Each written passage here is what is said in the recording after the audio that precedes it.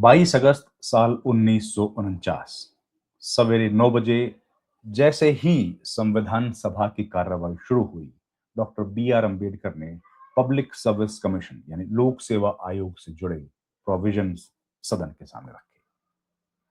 Doctor Ambedkar चाहते थे कि उसी दिन इस पर चर्चा होके इन प्रोविजंस को भारतीय आईन का हिस्सा बना दिया जाए। वही हुआ भी। बहस में कई सदस्यों ने हिस्सेदारी की और बताया कि किस तरीके से जो पब्लिक सर्विस कमीशन है उसको मजबूत बनाया जा सकता है ताकि वो आम जनमानस के हितों के लिए काम करे। कई सदस्यों ने अपने अपने विचार रखे, लेकिन उनमें से 3 सदस्यों के विचार मैं आपके सामने पेश करूंगा और उसको बताऊंगा कि आज कैसे उन विचारों के साथ खिलवाड़ हो रहा है। सबसे पहले पंजाब राव देशमुख, जो सेंट्रल प्रोविंस से चुनकर आए थे और बाद में देश के कृषि मंत्री बने। उन्होंने कहा था कि जो पब्लिक सर्विस कमीशन हो उसको ये ध्यान रखना चाहिए कि ग्रामीण इलाकों से आने वाले जो बच्चे हैं, उनका पार्टिसिपेशन भी ज्यादा से ज्यादा बढ़े और इसके लिए प्रयास किए जाने चाहिए। कहीं ऐसा ना हो कि केवल शहर में जो बच्चे पढ़ते हैं, जो थोड़े से ज्यादा प्रिविलेज्ड हैं, गांव के बच्चे जो कम प्रिविलेज्ड हैं, कम उनके पास साधन है पढ़ने के लिए, अपॉर्चुनिटीज की कमी है, वो कहीं इसमें पिछड़ ना जाए। और इसलिए पब्लिक सर्विस कमीशन जो है उसको मेरिट के आधार पर छात्रों का या अभ्यर्थियों का चयन करना चाहिए। उन्हीं की आवाज में आवाज मिलाई किसने? चौधरी रणवीर सिंह। उन्होंने कहा कि ग्रामीण इलाकों के बच्चों के पास कम सुविधाएं, कम अवसर हैं, इसलिए उनके प्रतिनिधित्व को बढ़ाने के लिए पब्लिक सर्विस कमीशंस को ज्यादा एफर्ट्स करने की जरूरत है। और इसके लिए उन्होंने सुझाव दिया कि पब्लिक सर्विस कमीशंस के जो सदस्य हों, उनमें से कम 60 से 70% लोग वो हों जो ग्रामीण पृष्ठभूमि से आते हों। ठीक है। तीसरा, सरदार हुकम सिंह जो पंजाब से आए थे, उन्होंने कहा कि देश में कई ऐसे संस्थाएं हैं जो प्राइवेटली फंडेड हैं या प्राइवेट ऑर्गेनाइजेशंस हैं, वो अपने छात्रों को जिस तरह से पढ़ा पाती हैं। मतलब उन्होंने एग्जाम्पल दिया, साल 1817 में सबसे पहले कलकत्ता में हिंदू कॉलेज नाम की प्राइवेट संस्था खुली, कॉलेज। 1827 में बंबई में खुली और 1867 में जाके खुली पंजाब में, इतने दिनों के बाद।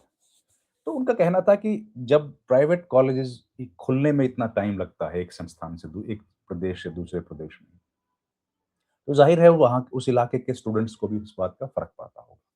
तो ऐसे में इस बात का ध्यान रखा जाना चाहिए कि कैसे हम सारे स्टूडेंट्स को जो गांव के इलाके से आते हैं, जिनके पास कम अवसर है, उनको भी हम लोग समाहित कर पाए।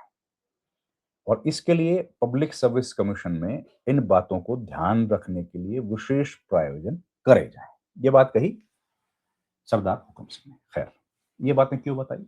ये बातें मैंने आपको बताई कि कुछ रोज पहले हरियाणा में एक खबर आई जिसने सबको झकझोर के रख दिया।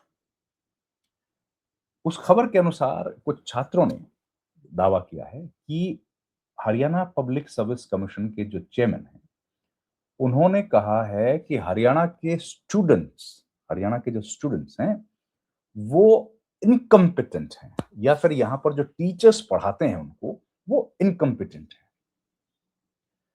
ये बात कैसे सामने आई, पहले ये दिखाता हूं आपको। हमारा ये तो ये सरकार को आपने बात किया, मिनिस्टर्स को, चीफ मिनिस्टर को या किसी और एचपीएससी के लोगों से बातचीत की आप लोगों ने? हाँ जी सर, जैसे कि हमारा रिजल्ट आया था 2 तारीख को, तो हमने 5 तारीख को सभी स्टूडेंट्स से मिलकर यहाँ एचपीएससी आने का फैसला किया था। तो उस दिन सबसे पहले हमने मुलाकात की थी चेयरमैन सर से। आलोक वर्मा सर हैं जो एचपीएससी के चेयरमैन। तो जब उनसे मिले तो उन्होंने कहा कि बच्चों ने कहा कि सर हम ऐसे कैसे फेल हो गए, हमने अच्छा लिखा था।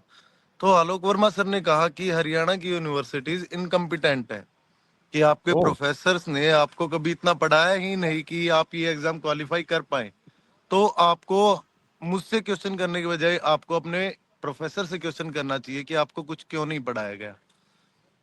तो सर उसके बाद हम अलग अलग मिनिस्टर से भी मिले। आपको अपने प्रोफेसर से ये सवाल पूछना चाहिए कि आपको क्यों नहीं पढ़ाया गया, क्योंकि आपकी यूनिवर्सिटीज इनकम्पिटेंट है। ये बात कही इस डिस्कशन में, और कुछ स्टूडेंट्स ने जो हरियाणा पब्लिक सर्विस कमीशन के कुछ एग्जाम्स देने के बाद चेयरमैन से मिलने के लिए गए थे। ये सब बातों का जिक्र किया था अपने अपने भाषणों में पंजाब राव देशमुख ने, रणवीर सिंह ने और सरदार हुकम सिंह ने। शायद उनको इस बात का एहसास था कि ग्रामीण इलाकों के आने वाले जो स्टूडेंट्स हैं उनको कम अवसर मिलते हैं, लेकिन यूनिवर्सिटीज इनकम्पिटेंट होंगी और उनकी इनकम्पिटेंसी की वजह से एक एचपीएससी या किसी पब्लिक सर्विस कमीशन का चेयरमैन ये बात कहेगा। इस बात का एहसास शायद उन लोगों को नहीं होगा, नहीं तो वो इस बात का जिक्र अपने भाषणों में जरूर करते। इस बात का जिक्र किसी मुख्यमंत्री ने भी नहीं किया, इस बात का जिक्र किसी और मिनिस्टर ने भी आज तक नहीं किया है। और प्रोफेसर्स जो हैं अलग अलग यूनिवर्सिटीज में, वाइस चांसलर्स जो हैं, उन्होंने भी कभी नहीं कहा कि यूनिवर्सिटीज इनकॉम्पिटेंट हैं। और जाहिर है यूनिवर्सिटीज इनकॉम्पिटेंट होंगी तो स्टूडेंट्स भी ऐसे ही प्रोड्यूस करेंगी, लेकिन उनकी इनकॉम्पिटेंसी के बारे में आज तक किसी ने जिक्र नहीं किया है। पहली बार जिक्र किसने किया? एचपीएससी के चेयरमैन ने। अब ये जो दावा मैं आपको बता रहा हूं, ये सारी बात हम लोग उस दावे के आधार पर कर रहे हैं। अलग से कोई इंडिपेंडेंट उनका वेरिफिकेशन नहीं है, कोई बयान उन्होंने दिया हो ऐसा नहीं है, लेकिन इस बात की वजह से लोगों में खासी नाराजगी है। अब सवाल ये उठता है कि उन्हीं टीचर्स के पढ़ाए हुए स्टूडेंट्स जब यूपीएससी की परीक्षा पास करते हैं, आईएएस अफसर भी बन जाते हैं, तो वो असिस्टेंट प्रोफेसर क्यों नहीं बन पाते हैं? वो भी हरियाणा पब्लिक सर्विस कमीशन के एग्जाम्स क्यों नहीं पास कर पाते? आप जानते हैं कि यूपीएससी तो देश में 1926 से काम कर रहा है, भारत की आजादी से भी पहले से। पहले आप जानते हैं आईसीएस जो है वो विदेश में होती थी, लोग लंदन जाते थे एग्जाम देने के लिए, फिर भारत में होने लगा। तो यूपीएससी का जो इंस्टीट्यूशन है, जो संस्था है, वो तो बहुत पुरानी है। 1950 के बाद इसको रीनेम करके यूपीएससी बनाया गया। लेकिन आज सवाल ये उठ रहा है कि हरियाणा के स्टूडेंट्स इतने इनकॉम्पिटेंट हैं तो सरकार खामोश क्यों है? क्या हरियाणा की सरकार एचपीएससी के चेयरमैन के इस दावे से सहमत है कि हरियाणा के जो स्टूडेंट्स और हरियाणा की टीचर्स, हरियाणा की यूनिवर्सिटीज इनकॉम्पिटेंट है? अगर ये इनकॉम्पिटेंसी है तो ये सीधा प्रश्न सरकार पर है कि आखिर हुकूमत कर क्या रही है। सूबे की जो हुकूमत है, हुकूमत जो इतने बरस से यहां पर है, 1 दशक से लगातार शासन में है, वो सरकार क्या कर रही है और इतने ज्यादा इनकॉम्पिटेंट स्टूडेंट्स को वो लोग अभी तक क्यों तैयार कर रहे थे? क्या ये सवाल उन लोगों जो वाइस चांसलर्स हैं यूनिवर्सिटीज के या प्रोफेसर जो भी पढ़ा रहे हैं, शिक्षा मंत्री, उन लोगों को एचपीएससी चेयरमैन से नहीं पूछना चाहिए कि हम लोग अगर इनकॉम्पिटेंट हैं तो कैसे अपने आप को, हमारी कॉम्पिटेंसी को प्रूव करें, कैसे अपनी कैपेबिलिटी को हम लोग बढ़ाएं? जरा इसका ट्यूशन हमको देना चाहिए एचपीएससी चेयरमैन को। लेकिन इस मुद्दे पर बड़ी हैरानी है कि सब लोग बड़े खामोश हैं। खामोशी की एक बहुत महंगी मखमली चादर ओढ़ के, लपेट के सो रहे हैं। स्टूडेंट्स धरना दे रहे हैं, ऑपोजिशन पार्टीज की आवाज भी नहीं सुनाई दे रही और स्टूडेंट्स परेशान हैं। उनका कहना है कि हमें इस तरह से बोला गया और इस वजह से बहुत सारी जो वैकेंसीज थी असिस्टेंट प्रोफेसर्स की, वो खाली चली जा रही हैं। उनका कहना है कि हम लोगों ने यूजीसी क्वालिफाई किया, नेट क्वालिफाई किया और जेआरएफ जो भी रिक्वायरमेंट होती है वो सब पास किया है, लेकिन एचपीएससी को लगता है कि हम लोग इस लायक नहीं है कि हम लोग नौकरी कर पाए।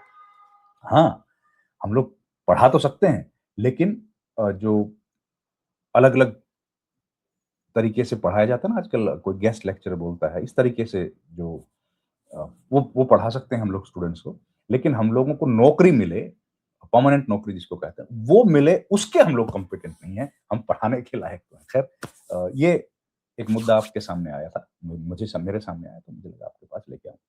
इस वीडियो में इतना ही। आपसे रिक्वेस्ट है, हमारे चैनल को प्लीज़ लाइक, शेयर और सब्सक्राइब ज़रूर कीजिए। आपको बहुत-बहुत धन्यवाद। Thank you very much. नमस्कार।